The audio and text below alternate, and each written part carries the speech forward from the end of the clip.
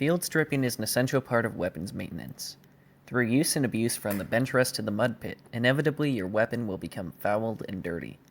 The goal of field stripping is to break down your weapon into its most basic components so you can clean, inspect, and lubricate your weapon.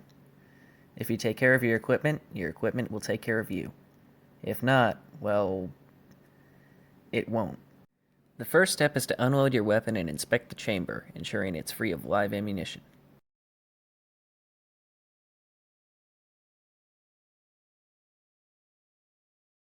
Next, we'll depress the rear takedown pin with our thumb. This will allow the weapon to swing open.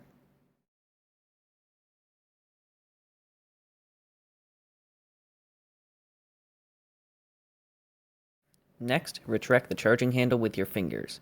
This will pull the bolt carrier group out of the receiver, and the charging handle itself will drop free.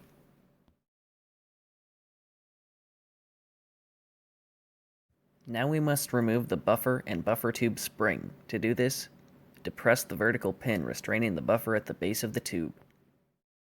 The buffer can then be separated from the spring by simply pulling them apart. Now the heart and soul of the weapon, the bolt carrier group. The first step in the disassembly of the bolt carrier group is the removal of the firing pin retention pin. This can be very tricky as it's very small. Keep it in plain view and in a safe place. You cannot afford to lose this part.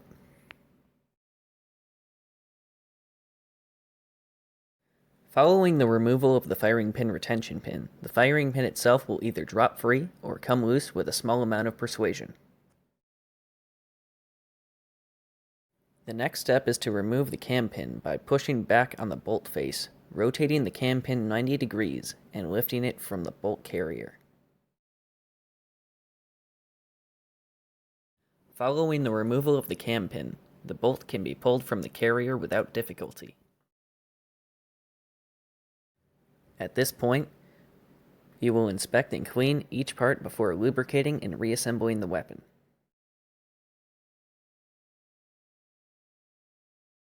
To begin reassembly, insert the buffer and buffer tube spring back into the buffer tube, pushing gently until the buffer clicks into place.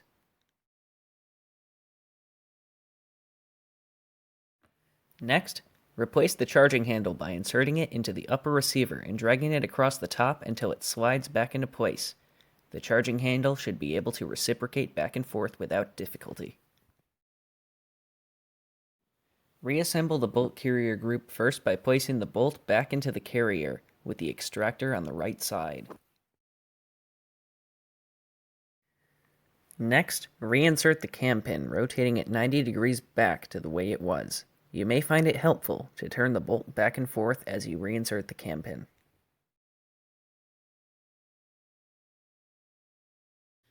The firing pin must now be reinserted into its channel from the rear of the bolt carrier.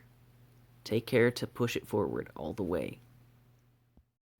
The final step in reassembling the bolt carrier group is to reinsert the firing pin retention pin. This may require a little bit of what is scientifically referred to as finagling. Adjust as necessary to reinsert the firing pin retention pin, but be gentle. You do not want to bend or damage this part. Prior to reinserting the bolt carrier group into the upper receiver, you must first ensure that the bolt itself is in the forwardmost position. This is done by either pulling the bolt itself forward with your hands, or by flicking the entire bolt carrier group with your wrist. Now place the bolt carrier group back into the upper receiver, ensuring that the gas key fits neatly into the groove on the underside of the charging handle before pushing the entire assembly forward until it clicks into place. All that remains is to swing the weapon closed and to press the rear takedown pin back into its original position, holding the weapon shut. Finally, perform a functions check before ensuring the weapon is on safe and closing the dust cover. You can now resume your antics with renewed confidence in the reliability of your weapon system.